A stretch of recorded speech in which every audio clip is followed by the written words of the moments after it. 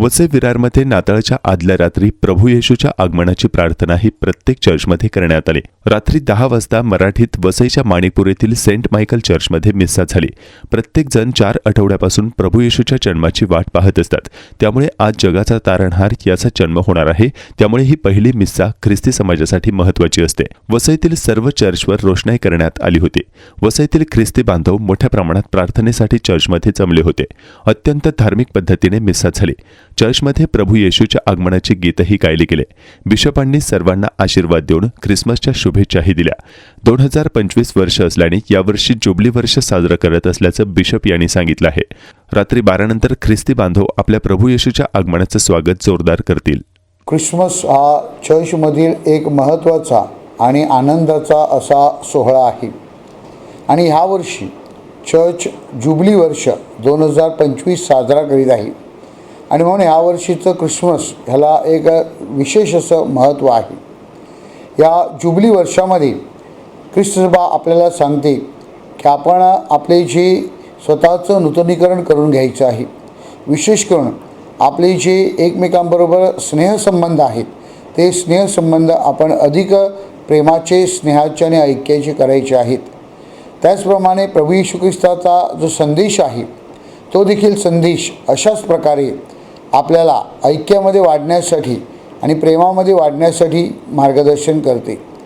आमच्या बायबलमध्ये लूकचं जे शुभवर्तमान आहे त्या शुभवर्तमानामध्ये प्रभू येशू ख्रिस्त म्हणतो की परमेश्वराचा आत्मा माझ्यावर आला आहे आणि दिनात सुवार्थ सांगण्यासाठी आणि बंदिवानास मुक्ती देण्यासाठी आणि तसेच जे अडचणीत आहेत, जे गरजेमध्ये आहेत त्यांना स्वातंत्र्य देण्यासाठी मी या भूतलावर अवतरलो आहे।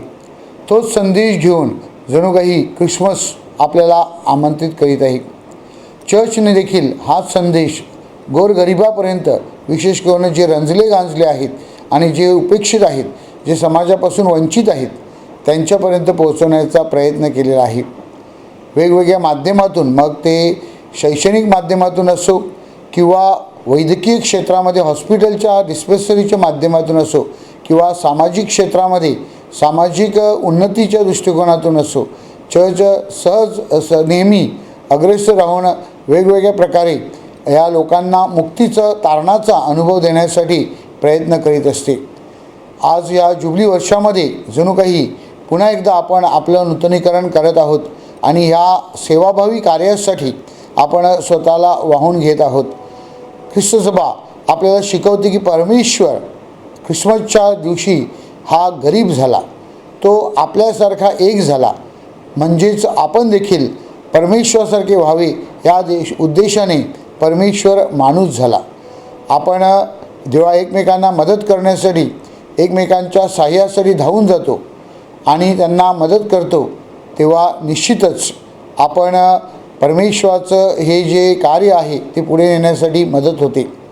हे कार्य करीत असताना ख्रिस्त सभा आपल्याला शिकवते की प्रभू येशू ख्रिस्त आणि चर्च हे केवळ एका विशिष्ट लोकांसाठी किंवा ग्रुपसाठी नाही, तर ती सार्वजनिक सर्वांसाठी आहे आणि म्हणून कोणीही कोणत्याही धर्माचं असो, जातीचं असो किंवा पंथाचं असो, आपण सर्वांनी एकत्रितपणे सर्वांच्या सर्वांगीण विकासासाठी कार्य केलं पाहिजे आणि त्यासाठी आपले सतत प्रयत्न असले पाहिजेत।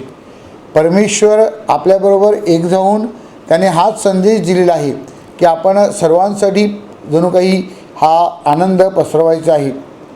प्रभू येशू ख्रिस्ताच्या जन्माची सुवार्ता बायबल आपल्याला शिकवते की प्रथम मेंढपाळांना दिली।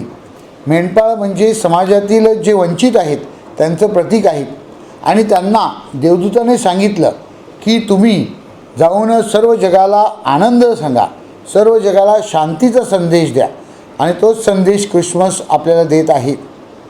पोप फ्रान्सिस जे आमचे पोप मरण पावले गेल्या वर्षी, त्यांनी आम्हाला ख्रिसमसच्या निमित्ताने सांगितलं की आम्ही जो गोठा करतो त्या गोशाळेकडे पाहताना देवदूत जे आहेत त्यांच्याकडे पहा। ते देवदूत काय करतात तर ते देवदूत परमेश्वराचा गौरव करतात आणि पृथ्वीवर शांती यावी म्हणून प्रार्थना करतात।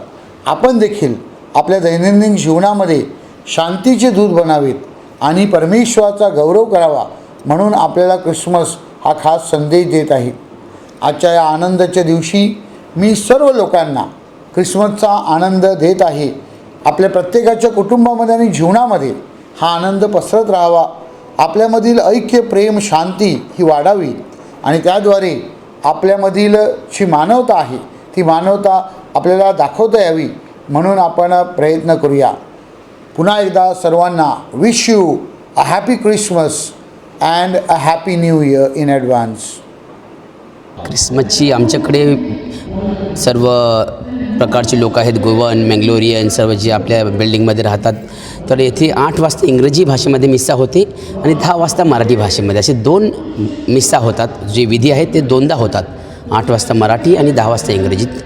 दोन्ही विधीच्या अगोदर कॅरल सिंगिंग म्हणजे अर्धा तास गाणी गायली जातात. कारण येशू ख्रिस्ताचा जेव्हा जन्म झाला तेव्हा सर्वत्र आनंद आहे, जल्लोष आहे आणि तो जल्लोष लोकांपर्यंत पोहोचविण्यासाठी अर्धा तास मिस्साच्या त्या विधीच्या अगोदर कॅरल सिंगिंग होते, जेणेकरून ती वातावरण निर्मिती होऊ शकेल. नाताळ सण आलेला आहे सर, काय सांगाल, काय शुभेच्छा द्याल? मी एवढं सांगू इच्छितो की आजची जी वाचनं आहेत आमच्या उपासनेतील, आमची जो विधी आहे त्याची जी वाचनं आपल्याला सांगतात की अंधार आहे सर्वत्र, मग तो अज्ञानाचा आहे, अशांतीचा अंधार आहे आणि या सर्वांवर मात करण्यासाठी प्रभू येशू ख्रिस्त जो प्रकाश आहे तो प्रकाश या धर्तीवर अवतरलेला आहे. आणि त्यामुळे तुम्ही घरोघरी जर पाहिलं, रस्त्यावर पाहिलं तर सर्वत्र तुम्ही चांदणी जी लावलेली आहेत ते त्याचंच एक प्रतीक आहे की प्रभू येशू ख्रिस्त प्रकाश आहे आणि तो आम्हा सर्वांना सांगत आहे की आमच्या जीवनामध्ये प्रकाश आणतो आणि आम्ही दुसऱ्यांच्या जीवनात कसं काय प्रकाश आणू शकतो ह्यासाठी तो आम्हाला आवाहन करत आहे.